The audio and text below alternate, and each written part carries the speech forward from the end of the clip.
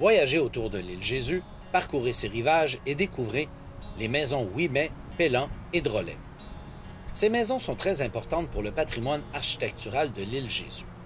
Elles sont toutes trois de type franco-québécois, aménagement qui mélange l'architecture néoclassique anglaise, amenée au pays par les Britanniques à la fin du 18e siècle, avec les façons traditionnelles de construire en Nouvelle-France. La maison Ouimet est située au 537 boulevard d'Émile-Île à Auteuil. Construite vers 1800 en pierre à moellons, elle possède un toit à deux versants retroussés et elle est ornée de chambranles et de tympans. La maison Ouimet a gardé la majorité de ses éléments traditionnels, ce qui en fait un bâtiment authentique avec un style architectural très bien préservé et une valeur patrimoniale supérieure.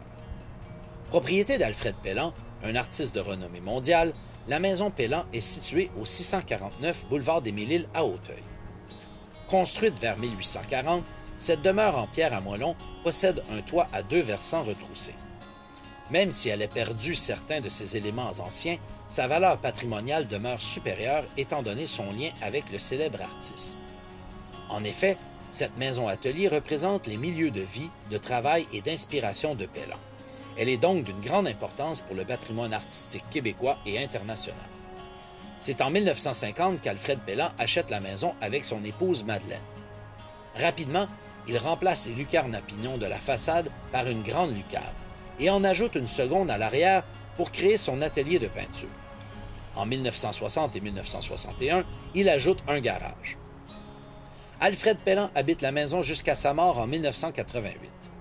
Son épouse demeure propriétaire et continue à y vivre. En 2006, elle vend la résidence au Musée national des beaux-arts de Québec tout en conservant l'usufruit jusqu'à sa mort en 2010. La maison Drolet est construite au 559 rue Hogg à Auteuil sur un grand terrain bordé par la rivière d'Émile-Île.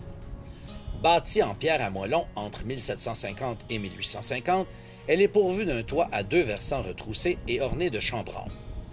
Une grange étable en bois se dresse près de la maison. Longtemps habitée par une famille Ouimet, la demeure est abandonnée en 1904 et inhabitée pendant de nombreuses années. Rachetée dans les années 40 par l'aïeul du propriétaire actuel, la maison est convertie en chalet et subit plusieurs transformations. Malgré cela, elle conserve une valeur patrimoniale supérieure et un bon état d'authenticité.